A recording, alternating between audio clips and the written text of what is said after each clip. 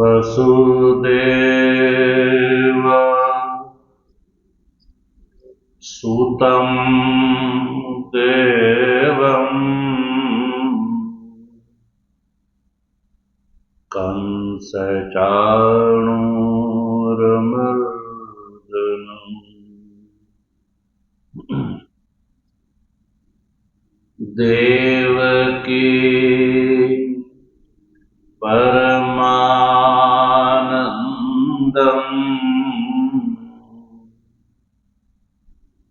कृष्णं वन्दे जगद्गुरु। मूकं करोति वाचालं पंगुं लंघयते गिरिं। यत्कृपा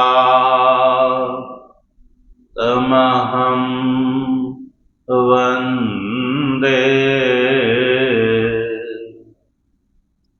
परमानंद माधवम्। शंकरं शंकराचार्यं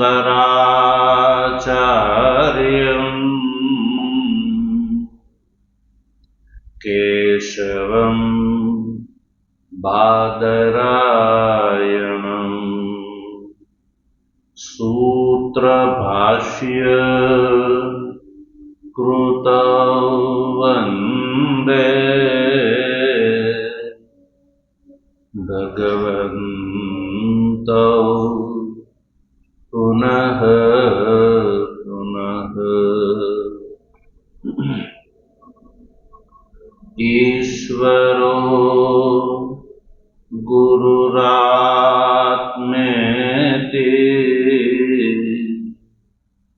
मूर्तिभेद विभागिने व्योमवद् व्याप्तदेहाय दक्षिणामूर्तये नमः। ओम शांति शांति शांति। तत्व जिज्ञासु सज्जनो, भगवाननी परमानुकंपाथी श्रीमद भगवद गीताना शांकर भाष्यना विचार क्रममा सर्वप्रथम मंगलाचरणनो विचार कर्या पछी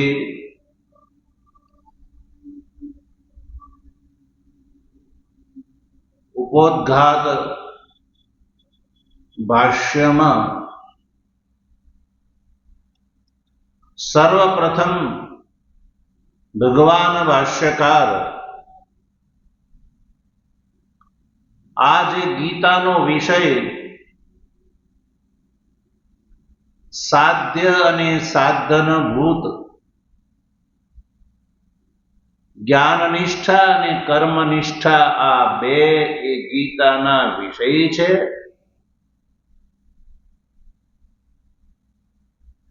अने आ जे भगवद गीता छे ए आप्त प्रणीत छे ए निर्धारण करी रह्या छे उपोद्घात भाष्यमां।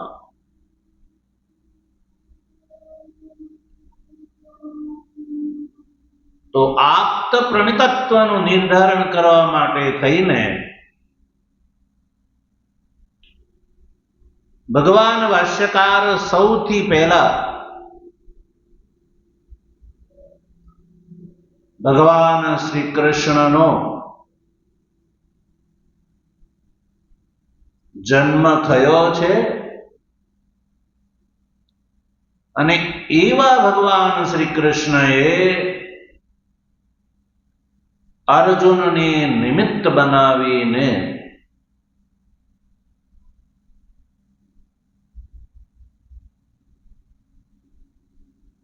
અનાદિકાલીન જે વેદની જે બે નિષ્ઠા છે, જ્ઞાન નિષ્ઠા અને કર્મ નિષ્ઠા, યા પ્રવૃત્તિ લક્ષણ નિવૃત્તિ લક્ષણ જે બે ધર્મ છે, એનો જ પ્રતિપાદન ભગવાન શ્રી કૃષ્ણએ આ ગીતામાં કર્યું છે. અને અર્જુનને નિમિત્ત બનાવીને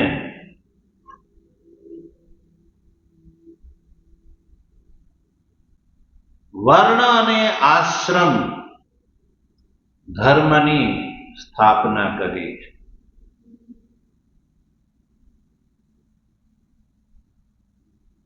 તો શા માટે પુનઃ ભગવાન શ્રી કૃષ્ણએ જન્મ ધારણ કરીને વર્ણ અને આશ્રમ જે છે એ બેની સ્થાપના કેમ કરી? વર્ણ અને આશ્રમ ધર્મ તો વૈદિક છે, પૂર્વથી આ પરંપરા ચાલી આવે છે. તો એ વિષયક વાત ભગવાન ભાષ્યકારે કરી કે સૌ પ્રથમ ભગવાને આ સૃષ્ટિની રચના કરી અને વિરચિત આ જે સૃષ્ટિની વ્યવસ્થા બની રહે એ માટે થઈને સૌ પ્રથમ મરીચી વગેરે પ્રજાપતિને ઉત્પન્ન કરીને એને વૈદિક પ્રવૃત્તિ લક્ષણ ધર્મ જે છે એ ગ્રહણ કરાવડાયો. ત્યારબાદ મરીચીથી ભિન્ન સનકાદિને ઉત્પન્ન કરીને વૈદિક નિવૃત્તિ લક્ષણ ધર્મ જે છે એ ગ્રહણ કરાવડાયો. આ બે ધર્મ જે છે એ જગતની સ્થિતિમાં કારણ છે. જગતને ઉત્પન્ન કર્યા પછી જગતની વ્યવસ્થા બની રહે સુચારુ રૂપથી એ માટે થઈને આ બે ધર્મ જે છે એ મરીચી વગેરે પ્રજાપતિ અને સનકાદી વગેરે બેના નિમિત્તથી આ ધર્મ જે છે એ પ્રચલિત કર્યો. આ જે પ્રવૃત્તિ અને નિવૃત્તિ લક્ષણ ધર્મ જે છે જગતની સ્થિતિનું વ્યવસ્થાનું કારણ છે. એટલે અનાદિકાળથી વાત જોવા મળે છે કે બ્રાહ્મણાદિ વર્ણ અને બ્રહ્મચર્યાદિ આશ્રમમાં નિષ્ઠ થઈને શ્રેયની આકાંક્ષા વાળા જે મનુષ્યો છે એ મનુષ્યો આનું અનુષ્ઠાન કરતા આવ્યા છે. કારણ કે આ જે બે ધર્મ છે પ્રવૃત્તિ લક્ષણ અને નિવૃત્તિ લક્ષણ ધર્મ એ પ્રત્યેક પ્રાણીના માટે સાક્ષાત અભ્યુદય અને નિઃશ્રેયસ નું આ કારણ છે. અને આ પરંપરા જે છે એ અનાદિકાળથી ચાલી આવી રહી છે.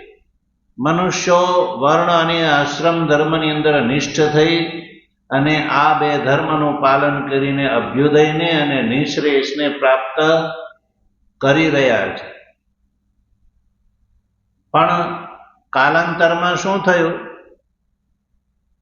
કે સત્ય ત્રેતા અને દ્વાપરના અંતમાં તત્કાલીન જે મનુષ્યો છે એના અંતઃકરણની અંદર કામ ક્રોધાદિ પૂર્વક જે છે એ અવિવેક આવી ગયો. અવિવેકને કારણે અધર્મ જે છે એની બહુલતા એટલે કે અધર્મ જે છે એ વધી ગયો અને અધર્મની બહુલતાના કારણે ધર્મનો અભિભવ થઈ ગયો અને ધર્મના અભિભવ થવાને કારણે અધર્મની અભિવૃદ્ધિ થઈ ગઈ. એટલે જગતની આ જે બે ધર્મ નિમિત્તક જે વ્યવસ્થા જે હતી વર્ણ અને આશ્રમના દાયરામાં એ ગરબડાઈ ગઈ. જગતની જે મર્યાદા હતી એને એ ભિન્ન છિન્ન ભિન્ન થવા લાગી. એટલે આ જે આત્મનિર્મિત જે મર્યાદા છે એનું પાલન કરવાની ઈચ્છાવાળા જે છે એ જે ભગવાન જે નારાયણ એને આ વ્યવસ્થા પુનઃ બની રહે અને એ વ્યવસ્થાને અનુરૂપ વર્ણ અને આશ્રમ ધર્મનું પાલન કરીને મનુષ્યો શ્રેયના ભાગીદાર થાય એ માટે થઈને ચાતુર્વર્ણ્યની રક્ષા માટે થઈને લીલામય માયા શક્તિથી પ્રયુક્ત સ્વેચ્છાકૃત જે વિગ્રહ છે, સ્વરૂપ છે, જન્મ છે એ ભગવાને ધારણ કર્યો. અને ભગવાને ધારણ કરીને શું કર્યું કે આ જગતની સ્થિતિ બની રહી ઈચ્છાવાળા ભગવાન નારાયણે ભૌમસ્ય બ્રહ્મણ, ભૌમસ્ય એટલે ભૂમિમાં આ પૃથ્વી તળ ઉપર સ્થિત જે બ્રાહ્મણ છે એનું જે બ્રાહ્મણત્વ ધર્મ છે એની રક્ષા માટે થઈને ભગવાને જન્મ ધારણ કર્યો.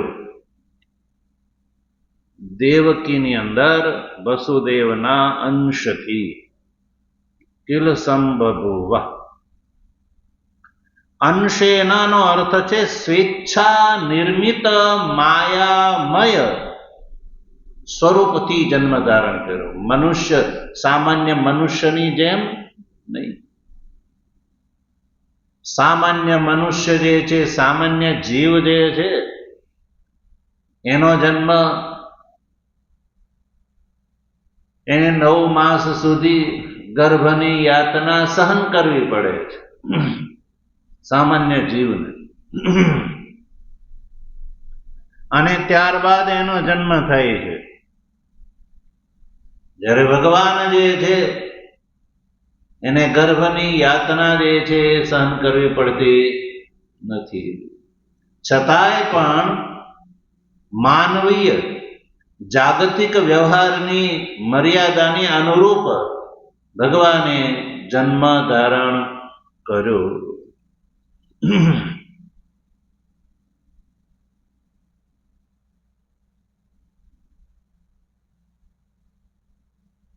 હવે અહીંયા સુધી આ વાત થઈ કે ભૂમિમાં સ્થિત જે છે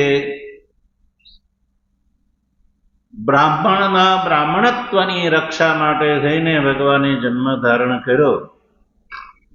એ વાત જ્યારે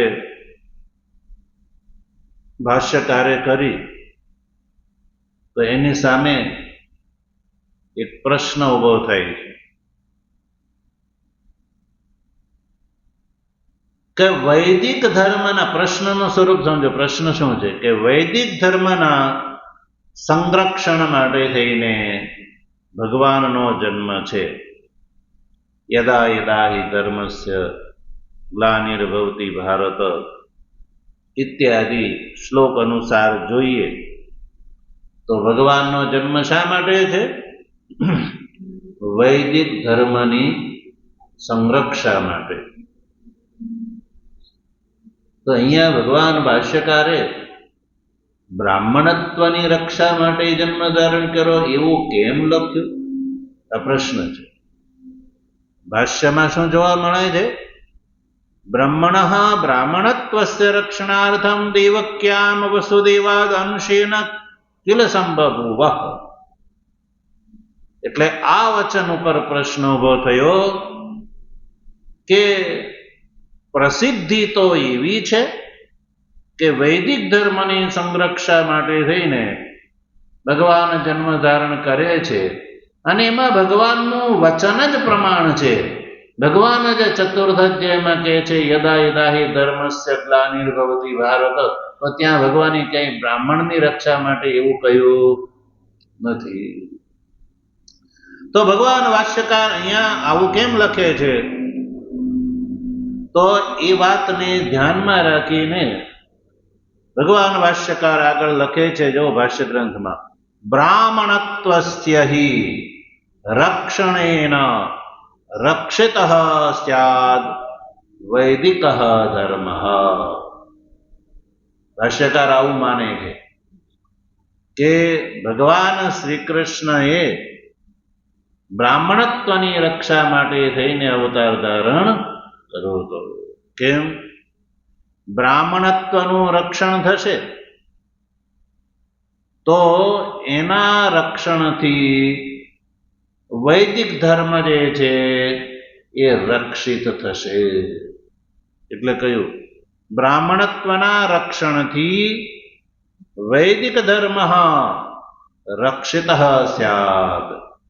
બ્રાહ્મણનું રક્ષણ થશે તો બ્રાહ્મણ દ્વારા વૈદિક ધર્મનું પણ રક્ષણ થશે. એટલે ભગવાન શ્રી કૃષ્ણએ બ્રાહ્મણત્વની રક્ષા માટે થઈને અવતાર ધારણ કર્યો છે. તો પ્રશ્ન ઉભો થાય કે વર્ણ અને આશ્રમનો જે ભેદ છે, બીજો પ્રશ્ન, વર્ણ અને આશ્રમનો ભેદ છે. માની લીધું ચાલો બ્રાહ્મણત્વની રક્ષા માટે થઈને ભગવાને અવતાર ધારણ કર્યો, તો પણ વર્ણ અને આશ્રમના ભેદની જે વ્યવસ્થા છે એ વ્યવસ્થાનું સ્થાપન કર્યા વગર આ જે વૈદિક ધર્મ જે છે એનું રક્ષણ કેવી રીતે થઈ શકશે? એટલે એ વાતને ધ્યાનમાં રાખીને ભાષ્યકાર આગળ લખે છે કે તદ અધીનત્વાદ વર્ણાશ્રમ ભેદાના. તદ અધીનત્વાદ, તદ અધીનત્વમાં તદનો અર્થ છે બ્રાહ્મણ. બ્રાહ્મણને આધીન છે વર્ણ અને આશ્રમનો ભેદ. વર્ણ અને આશ્રમનો ભેદ જે છે એ બ્રાહ્મણને આધીન છે. એટલે પછી બ્રાહ્મણના રક્ષણથી વૈદિક ધર્મનું રક્ષણ થશે. એટલે બ્રાહ્મણની રક્ષાથી વૈદિક ધર્મનું એટલા માટે રક્ષણ થશે કે બ્રાહ્મણ રક્ષિત થશે તો બ્રાહ્મણને આધીન વર્ણ અને આશ્રમના ભેદની વ્યવસ્થાપના જે છે એ ચાલુ રહેશે. એ અભિપ્રાય છે. એ કેવી રીતે કે વર્ણ અને આશ્રમનો જે ભેદની વ્યવસ્થા છે એ બ્રાહ્મણને આધીન કેવી રીતે? તો કયું? જો ક્ષત્રાદિની જે પ્રતિષ્ઠા છે, ક્ષત્રિય, વૈશ્ય અને શૂદ્ર, આ જે ક્ષત્રાદિની જે પ્રતિષ્ઠા છે એ બ્રાહ્મણને પુરોહિત કરવાથી થાય છે. શેનાથી? બ્રાહ્મણને પુરોધા બનાવીને. બ્રાહ્મણને પુરોધા બનાવીને જ ક્ષત્રાદિની પ્રતિષ્ઠા, ક્ષત્રાદિ ક્ષત્રિય, વૈશ્ય અને શૂદ્ર પ્રતિષ્ઠા પ્રાપ્ત કરે છે. કેમ? એવું કેમ એ પ્રશ્ન થાય. તો કહ્યું કે ક્ષત્રિયનો ધર્મ જે છે એ યુદ્ધ છે, રક્ષા છે, પ્રજાનું રક્ષણ છે. વૈશ્યનું કાર્ય છે કૃષિ, ગૌરક્ષા, વાણિજ્ય વગેરે. શૂદ્રનું કાર્ય છે તકનીકી, સેવા. તો આ જે એનો બોધ કરાવશે કોણ? આ ત્રણેય વર્ણને પોતપોતાના ધર્મનો બોધ થશે ક્યારે? જ્યારે આ જે બ્રાહ્મણથી ઇતર ત્રણ વર્ણ જે છે એ અધ્યયન કરશે ત્યારે. ક્યારે? અધ્યયન જે છે એ આવશ્યક છે.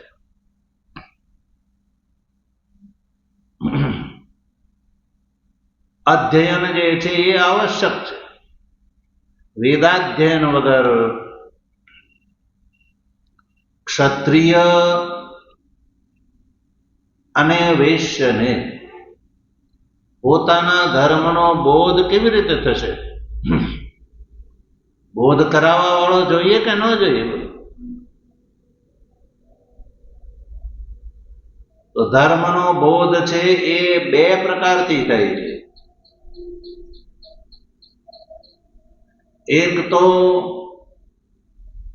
પરંપરાથી અને એક અધ્યયનથી. એક પરંપરાથી અને એક અધ્યયન. તો શૂદ્રને તો પોતાના ધર્મનો બોધ જે છે એ પરંપરાથી માની લો. એને વેદાધ્યયનની અગત્યતા જણાવી નથી. વેદાધ્યયનની અગત્યતા વગર કેવલ પોતાના ધર્મનું પાલન કરવાથી શૂદ્ર જે છે એ કલ્યાણનો ભાગીદાર થઈ શકે છે. એના માટે શૌચાચાર મહત્વપૂર્ણ નથી. ક્ષત્રિય અને વૈશ્ય જે છે એ અધ્યયનથી અને પરંપરાથી. પરંપરા એટલે પોતાની કુળ પરંપરા. પોતાની કુળ પરંપરા અનુસાર પણ ક્ષત્રિય કુળમાં ક્ષત્રિય કુલોત્પન્ન હોવાના કારણે પણ પારંપરિક ધર્મ જે છે એ નિયમન, પ્રજારક્ષણ, યુદ્ધ વગેરે છે. અને અધ્યયનથી, અધ્યયન કર્યા વગર શસ્ત્ર વિદ્યા જે છે એ જાણવા માટે ગુરુકુળની અંદર જઈ અને એને અધ્યયન કરવું પડે છે. એટલે અધ્યયન જે છે એ એને માટે આવશ્યક છે.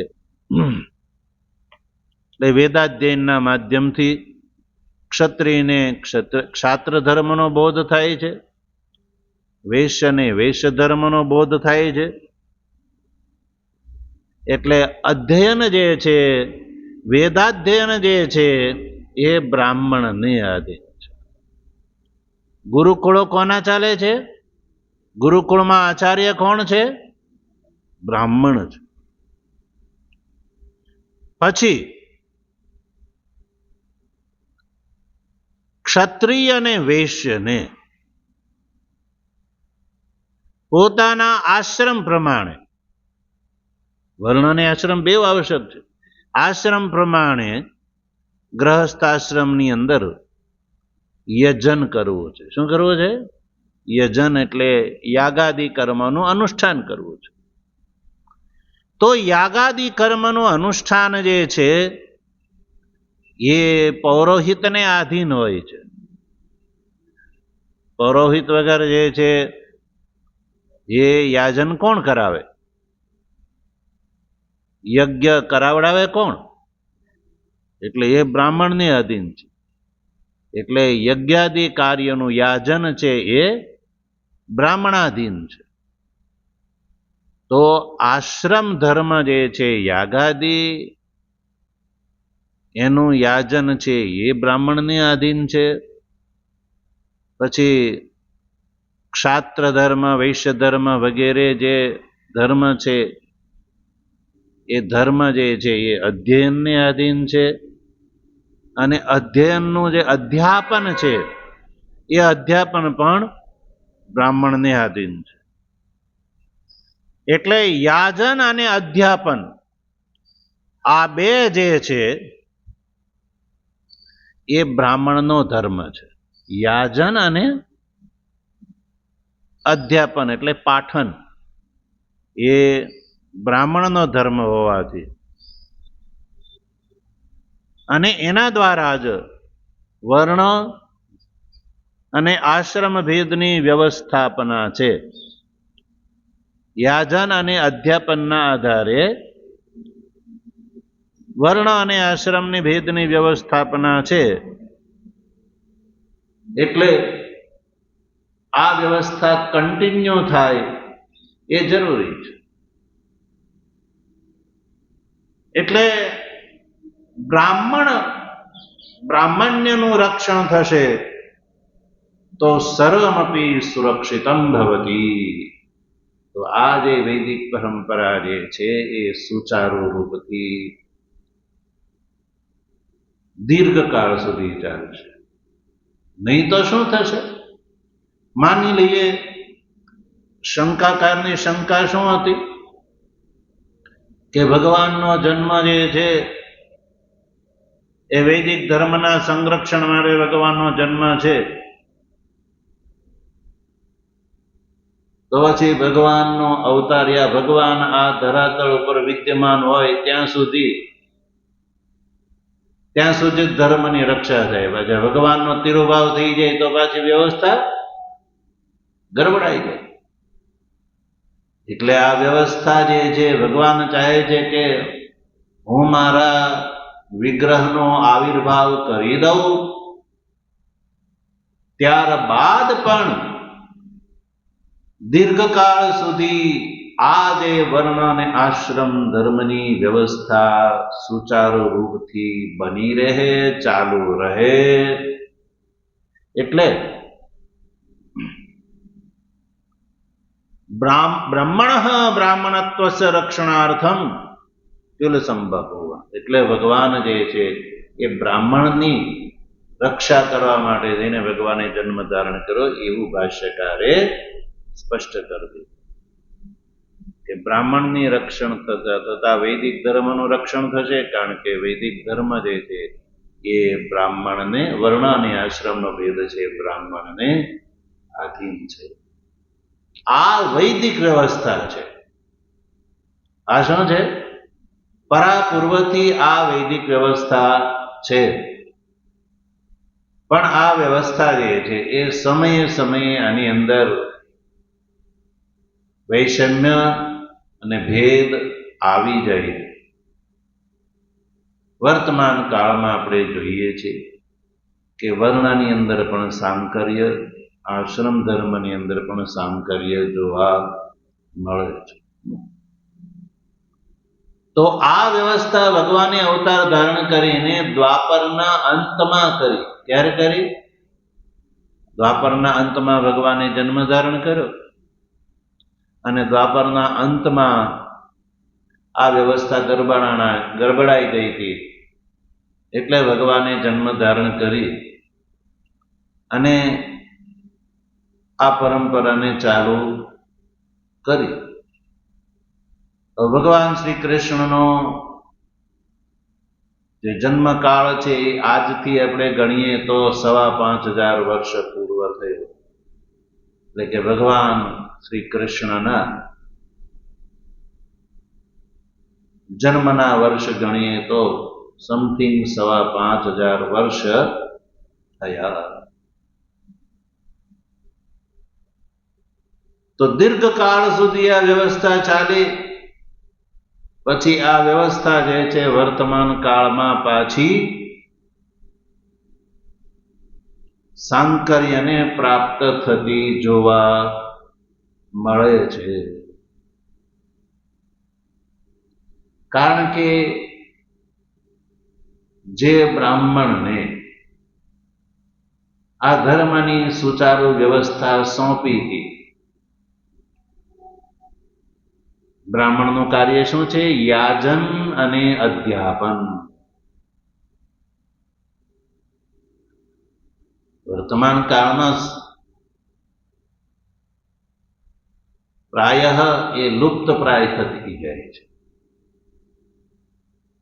કારણ કે બ્રાહ્મણ જે છે એ પોતાનું બ્રાહ્મણ કર્મ છોડીને અન્ય કાર્ય કરે છે,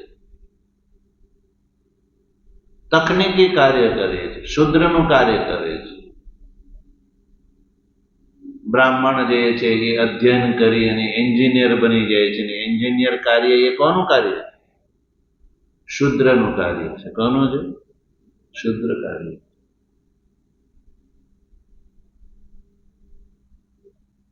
અત્યારે તમે જો તો એન્જિનિયર છે એની મહિમા છે કે નહીં? શૂદ્ર કાર્યની મહિમા છે. એટલે જ્યારે સાંકર્ય ઊભું થાય છે ત્યારે યાજન ગરબડાઈ જાય છે. એટલે વર્તમાન કાળમાં આપણે જોઈએ છે કે વૈદિક યાગાદિનું અનુષ્ઠાન જે છે એ સમાપ્ત પ્રાય થતું જાય છે. ક્યાંક થાય તો પણ પૂર્ણ વૈદિક વિધિથી સંપન્ન થતું નથી. જ્યારે ફલ છે એ તો પૂર્ણ વૈદિક ઇતિ કર્તવ્યતાથી થાય તો જ એ સફળ થઈ શકે છે. કારણ કે પહેલા આપણે પણ વિચાર કરી ચૂક્યા કે પ્રવૃત્તિ લક્ષણ ધર્મમાં મુખ્ય રૂપથી નિત્ય કર્મ, નૈમિત્તિક કર્મ અને કામ્ય કર્મ, આ ત્રણ પ્રકારના અનુષ્ઠાન અને પ્રવૃત્તિ લક્ષણ ધર્મ કહેવામાં આવે છે. તો નિત્ય કર્મ અને નૈતિક કર્મ, નૈમિત્તિક કર્મ જે છે એનું અનુષ્ઠાન તો યાવત જીવન છે. જ્યાં સુધી જીવન રહે ત્યાં સુધી ગ્રહસ્થાશ્રમી એ કર્તવ્ય છે. કામ્ય કર્મની જે વાત છે તો કામ્ય કર્મ જે છે એનું કરણ છે એ રાગને આધીન છે, અર્થત્વને આધીન છે. પશુવાદી કોઈ ફળની પ્રાપ્તિ ચાહતો હોય તો એ કામ્ય કર્મ કરે, અન્યથા એને કામ્ય કર્મ કરવાની જરૂર નથી. દાખલા તરીકે પહેલેથી જ એટલી બધી વૃષ્ટિ થઈ હોય છે, અતિવૃષ્ટિ થઈ હોય છે કે અતિવૃષ્ટિના કારણે મનુષ્ય જે છે એ દુઃખી થઈ ગયો હોય, ત્યારે કોઈ એમ કહે કે ભાઈ તું કારીરી યાગ કર, તો એ કારીરી યાગ કરવાની એને કોઈ આવશ્યકતા નથી. કારીરી યાગનું ફળ છે વૃષ્ટિ. પહેલેથી જ વૃષ્ટિ અતિવૃષ્ટિ થઈ હોય તો પછી કારીરી યાગ કોઈ કરે ખરું? એટલે કારીરી એ કામ્ય કર્મ છે. તો એ કામ્ય કર્મ જે છે એ રાગને આધીન હોય છે. જ્યારે રાગ થાય ત્યારે જ એ કર્તવ્ય છે.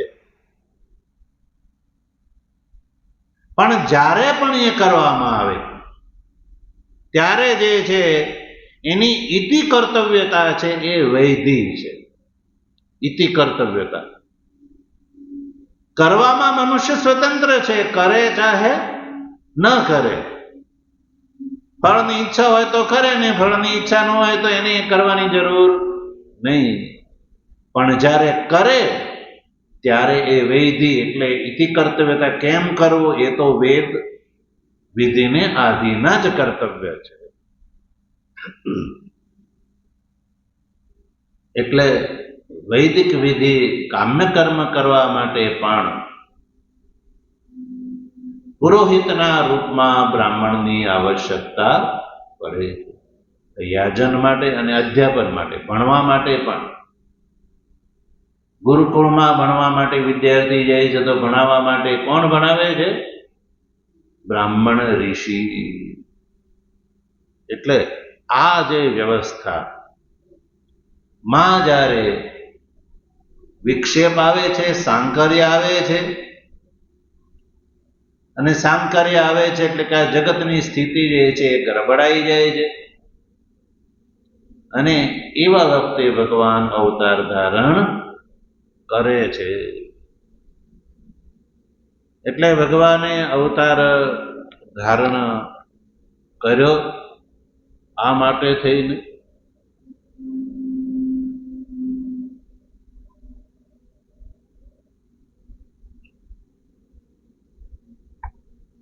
ચાલો માની લીધો, એ વાત સ્પષ્ટ થઈ ગઈ. હવે આપણે આગળની પંક્તિમાં જોઈએ. જો આગળની પંક્તિ શું છે ભાષ્યમાં જો,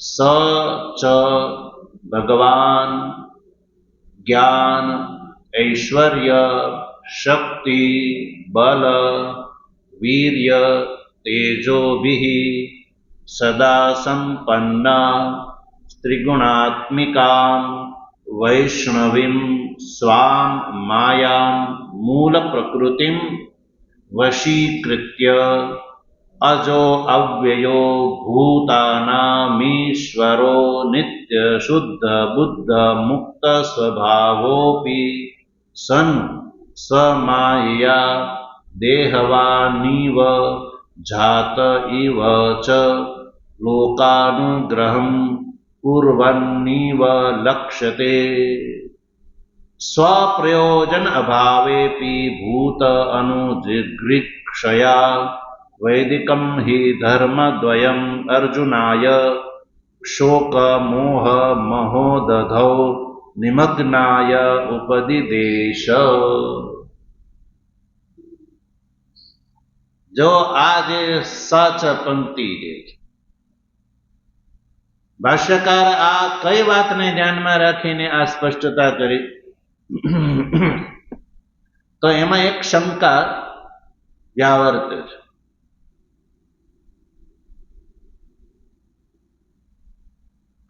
કે ચાલો ભગવાન નારાયણે શરીર ધારણ કર્યું, માની લીધું જન્મ ધારણ કર્યો,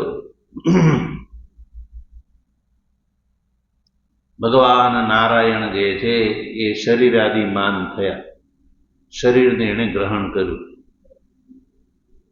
તો પછી ભગવાનનું જે શરીર છે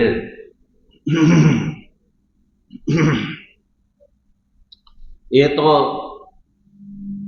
આપણા બધાના શરીરની બરાબર છે કે કઈ ફેર છે? પ્રશ્ન એ થાય. શરીરાદિમત્વે સતી અસ્મદાદિ શરીરાદિમાન, આપણા બધાના જેવો જ ભગવાનનું પણ શરીર છે. તો જીવમાં અને ઈશ્વરમાં કોઈ ફેર રહ્યો નહીં. જીવ છે એ શરીરધારી છે ભાઈ, અને ભગવાન જે છે એણે તે વસુદેવ અને દેવકીથી જન્મ ધારણ કર્યો, તો ભગવાન કેવા થયા કહેવાય? શરીરવાળા ના થયા કહેવાય. ભગવાને જે શ્રી કૃષ્ણ ભગવાનની જીવની છે, એ જીવનીને જો તમે ભાગવતની અંદર દશમ સ્કંદ અને 11મા સ્કંદના પ્રારંભમાં ભગવાનના જન્મથી લઈને આવિર્ભાવથી લઈને તિરોભાવ સુધીની જીવની ભાગવતમાં જોવા મળે છે. તો ભગવાનનું જીવન જે છે એ બિલકુલ માનવની જેવું જ રહ્યું છે કે નહીં?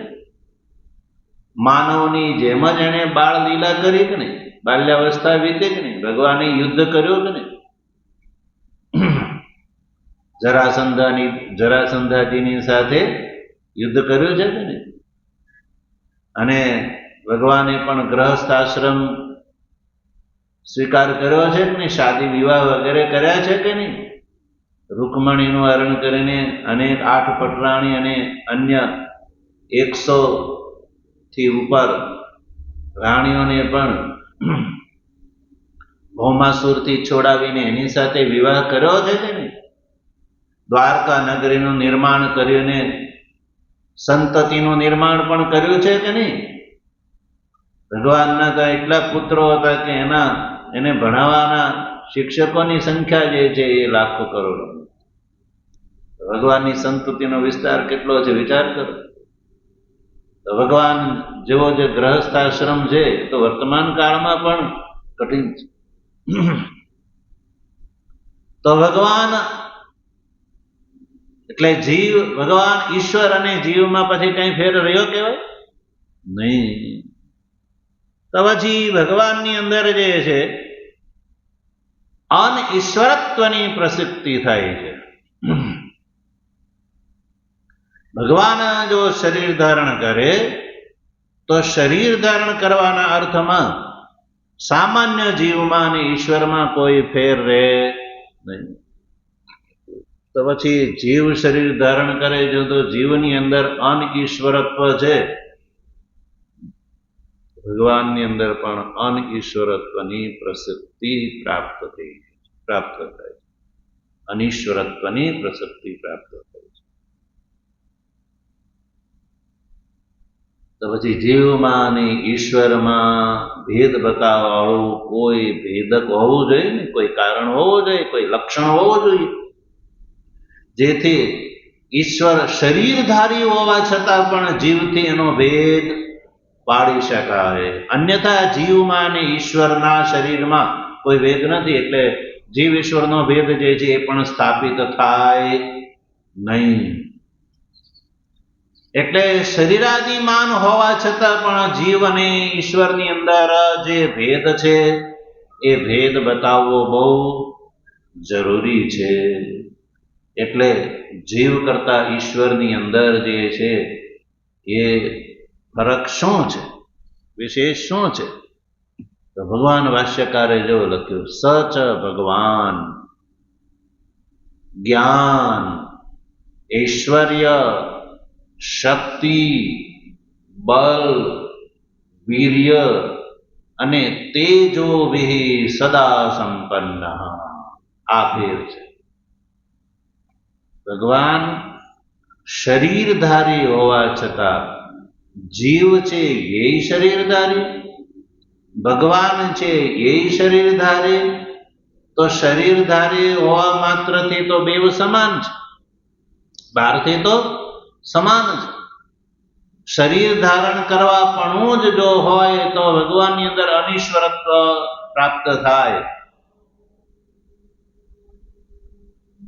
તો શરીરાદિમત્વ તો સમાન હોવા છતાં પણ ઈશ્વરની અંદર જીવ કરતા જે વિશિષ્ટતા છે એ શેના કારણે છે? જીવની અંદર શું નથી અને ભગવાનની અંદર એવું શું છે કે જે જીવ કરતા ભગવાન જે છે એ વિશેષ ગણાય? તો કયું? ભગવાનની અંદર જ્ઞાન, ઐશ્વર્ય, શક્તિ, બલ, વીર્ય અને તેજ. કેટલી વસ્તુ થઈ? 6 વસ્તુ થઈ. તો જો જીવ કરતા ઈશ્વરની અંદર વૈશિષ્ટ્ય છે કે ભગવાનની અંદર ભગવાન આ 6 વસ્તુથી સદા સંપન્ન.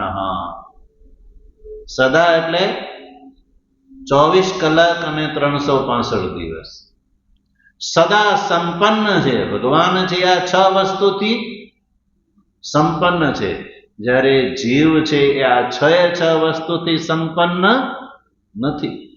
બિલકુલ નથી એવું વાત નથી, પણ સદા સંપન્ન નથી. જીવ છે એ આ 6 વસ્તુથી સદા સંપન્ન નથી. જીવ પ્રાપ્ત કરી શકે છે પણ પુરુષાર્થને આધીન છે. જીવ પુરુષાર્થથી આમાંથી એક યા 6 પ્રાપ્ત કરી શકે, પણ ભગવાન છે એ તો સદા સંપન્ન છે. એટલે સદા સંપન્ન એવા ભગવાન જે છે એ વૈષ્ણવી પોતાની માયા મૂળ પ્રકૃતિ ને વશ કરીને એ અવતાર ધારણ કરે છે. બીજો ભેદ એ છે કે જીવનો જન્મ થાય છે તો એ માયાને વશ થઈને જન્મ ધારણ કરે છે. જીવ માયાને આધીન છે અને ઈશ્વરની અંદર વિશિષ્ટતા એ છે કે ઈશ્વર માયાને પોતાને આધીન રાખે છે. માયા ઈશ્વરને આધીન રહે છે અને જીવ માયાને આધીન રહે છે. આ જે છે એ ભેદ છે. હવે આ જ્ઞાન શું છે, ઐશ્વર્ય શું છે, શક્તિ શું છે, બલ શું છે, વીર્ય શું છે અને તેજ શું છે, એ ભગવાનની કૃપા હશે તો એને આવતીકાલે એનો વિચાર કરીશું. ઓમ વસુદેવ સુતમ દેવમ કંસચાણૂરમર્દનમ દેવકી પરમાનંદમ કૃષ્ણમ વંદે જગદ્ગુરુ મૂકં કરોતિ વાચાલં પંગું લંઘયતે ગિરિં યત્કૃપાતમહં વંદે પરમાનંદમાધવં શંકરં શંકરાચાર્યં કેશવં બાદરાયણં સૂત્રભાષ્યકૃતૌ વંદે ભગવन्तौ પુનઃ પુનઃ ઈશ્વરો ગુરુરાત્મેતિ મૂર્તિભેદવિભાગિને વ્યોમવદ્વ્યાપ્તદેહાય દક્ષિણામૂર્તયે નમઃ. ઓમ શાંતિ શાંતિ શાંતિ. સદગુરુ